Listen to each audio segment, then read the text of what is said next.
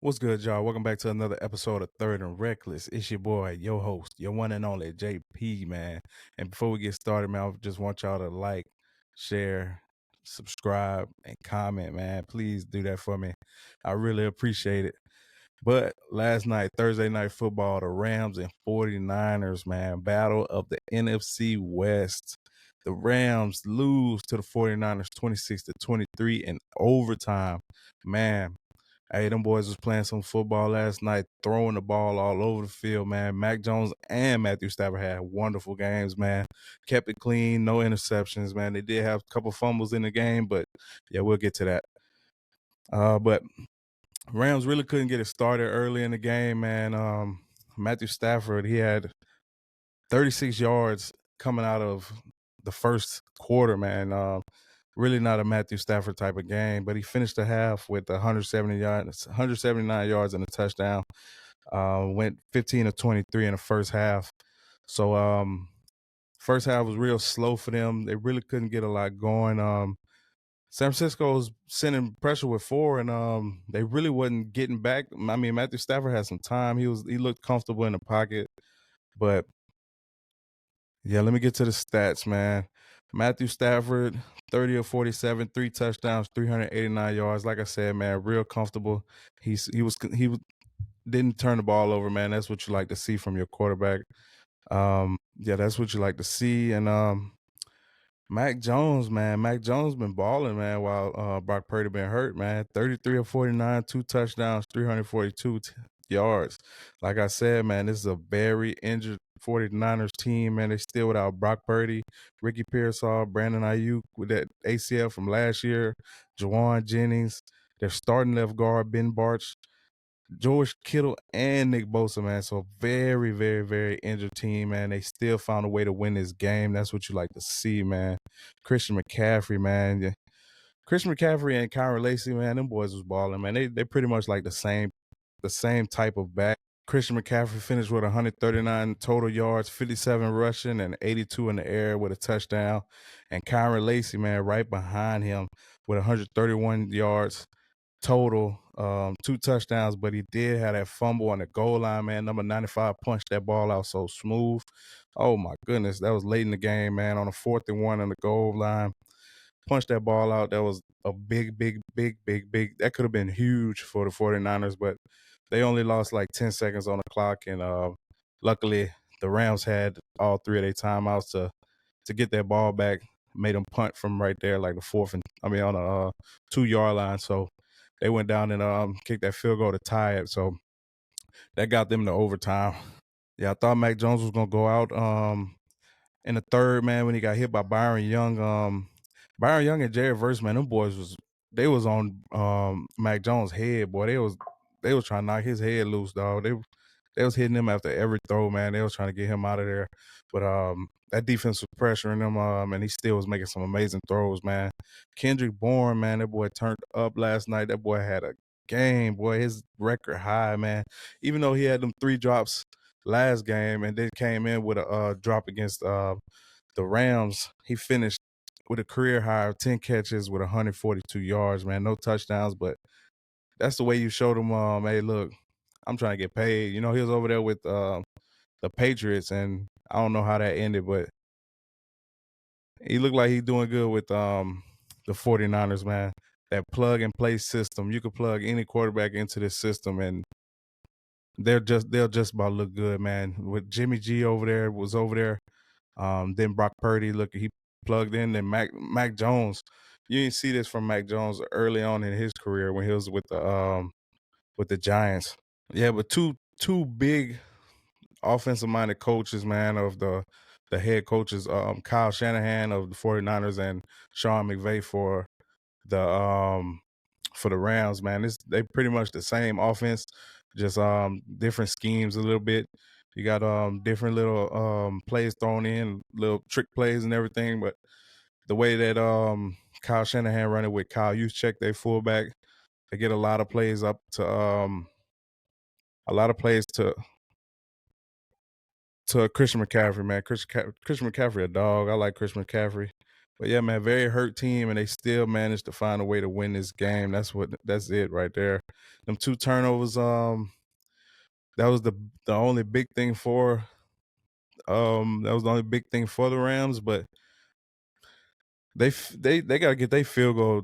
They gotta get their field goal stuff in check, man. They field goal team, because I mean, shoot, 4 field goal blocks in week 4. Going into week 4, you had 3, and you had 1 block then. And 2 of them was against the Rams. One against the Titans, and then that one against the one with the 49ers, man. That's averaging 4. That was averaging 1 per game. That's not good, man. That's how you could lose a game. And honestly, if the kicker would have made that field goal after they scored at the 20th point, it would have been 21-20. We probably wouldn't even see an overtime the way it was going out. But man, these 2 teams, they see each other twice a year, so this is what you get, man. But 49ers sitting on top of the division 4-1, and the Rams is in third behind Seattle 3-2. Then you got Arizona sitting last at 2-2. If the 49ers keep this up and get healthy, they could be a team to be watching out for. This is pretty much an all evened out game, man. Penalties, 8 penalties for the 49ers, 44 yards, and Rams 5 for 36. Really even game. Even though, man, the 49ers had the ball for 40 minutes. 40 minutes. But yeah, like I said, man, Sean McVay wanted to go for the win. He was trying to ice them boys, get them out of there. And it's crazy how these kickers just elevated, man. You got Panera hitting a 59-yarder last night. Then McLaughlin from Tampa Bay hit a 65-yarder, man, which was the record for the outdoors, man. These dudes be kicking the ball now. Now, like a 50-yard is like it is what a 45-yard or a 40-yard used to be back in the day. Now they just kicking from anywhere. It doesn't matter if it's 50 plus, they could 60 plus. They gonna kick the ball, which is crazy, man. We're not used to seeing stuff like that. But Matthew Stafford's, man, I seen the stat, man. He's in his 17th season. He's won 50 games in the last, like in the fourth quarter and overtime for game winning drives, man. 5th, only behind Tom Brady, Peyton Manning, Drew Brees, and Big Ben. That's a lot to say, man. Matthew Stafford he's a gunslinger, man. He throws that ball. When he was over there in Detroit, he was still balling out when he had Megatron over there too. He wasn't winning games, but he got traded to the Rams and won him a Super Bowl.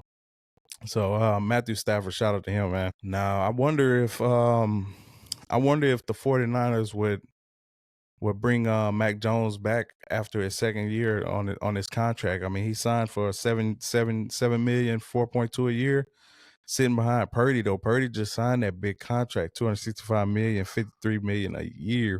So I wonder the way he playing, I think they'll just keep him. That that Kyle Shanahan offense, man, you could just put anybody in it and they'll ball out, man.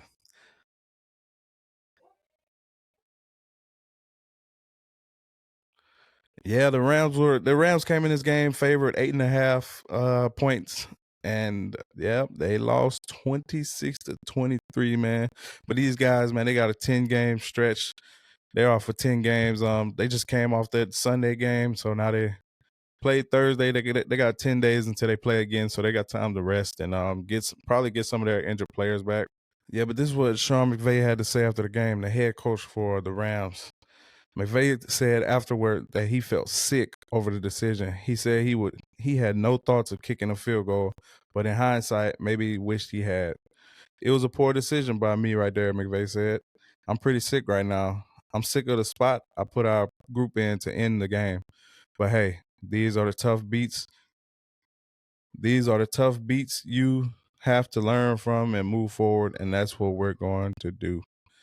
Hey man, you can't hang your hat on that. You can't get mad at that, man. You're trying to go for the win, man. If you'd have got that first down and then you went to score, everybody would have praised you. So it's a division game, man. It happens. You're trying to get on top. You're trying to win. You're trying to be in the playoffs by winning your division.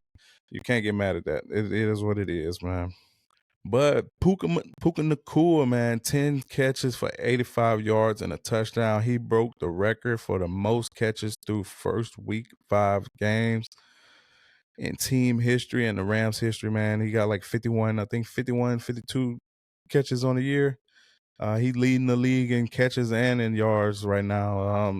He's lower in the touchdowns, but maybe he could go for that triple crown this year, man. Shout out to Puka Nakua, man, balling out, man. One of them guys. He's just showing he next, man. He next up for that paycheck. Hey, the Brinks truck gonna have to back up to him, and they're gonna have to hit him with a fat check because Puka Nakua balling out. Yeah, but that's how you end week 3 on Thursday night with the 49ers beating the Rams 26-23, man. That was probably the best Thursday night game we done had so far. So hopefully down the road we get some more. And let's get into some news.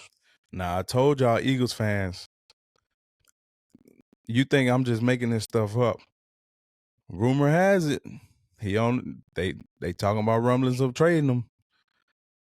Let me let y'all hear it for yourselves from Jeremy Fowler. Some execs I spoke to this week don't expect Philadelphia to trade Brown in season, but said that it could be something to entertain in the offseason. It's sort of the worst kept secret inside the league that Brown's love-hate relationship with Philly's passing game bubbles to the surface from time to time. He's a true competitor and wants to be great. With that comes emotion and inevitable frustration. You know, he's sitting on that $96 million 3-year contract. You think him at $96 million, 3 years, you think he want to just sit over there and just not catch the ball and not contribute? I told y'all that he's not happy. He wants to contribute and help the team win. I understand you're winning. Okay. But he wants to be a part of that. He wants to help win. He's a winner. He wants to win. He didn't go over there just to sit over there and block. When it comes time for him to go in that office and talk about numbers, what they gonna say? Oh, look at this game. 2 catches, 7 yards. But see, y'all Philadelphia fans, y'all only care about the wins. If it doesn't have anything to do with winning, you don't care. You don't want to hear nothing about it. As long as you're winning, because that's what your casual fans care about. Wins. But when it's time for him to get paid, what y'all gonna say then? Man, just when you think it can't get worse for the Ravens, they already have a terrible defense this year, historically just bad.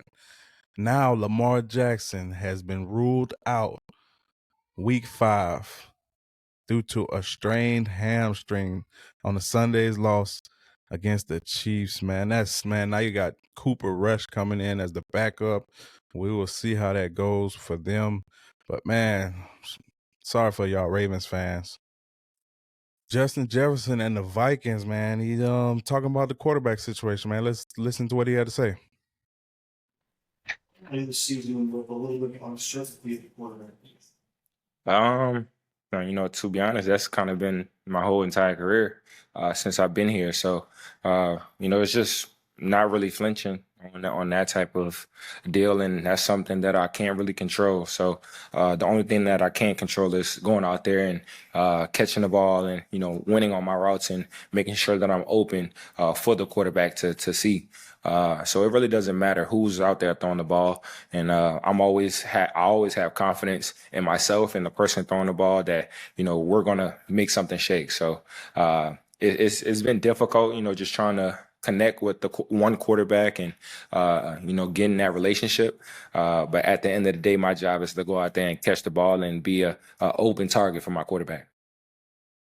Yeah, I mean, it sucks for Justin Jefferson. I mean, he had 5 different quarterbacks in the last 5 years.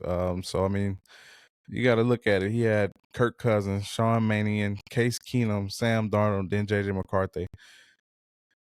He's still on a historically great pace to be one of the best wide receivers to ever play this game. I don't think he'll catch Jerry Rice numbers, but he doing just good, man. LSU guy, man. As long as he stay healthy, you know what it is. Jackson Dart, when he asked about the Saints, the Saints had a number 9 pick in the draft and they didn't pick up a quarterback. They picked up Tyler Shuck in the second round, man. I don't know why. We do the same thing every year, just pass up on quarterbacks. Now look at Jackson Dart, starting quarterback for the New York Giants, man. They asked him, and he said, there's always a chip on your shoulder anytime something like that happens. He said, but yeah, I'm just going to go out there and play as hard as I can. He said he has a chip on his shoulder, man. See, now I thought we could have did something against the Giants, but after seeing last game what Jackson Dart did, man, he was too smart with the ball. And I think he's going to pick apart the Saints defense. Sucks to say, but it is what it is. Hopefully the Saints can get better this year.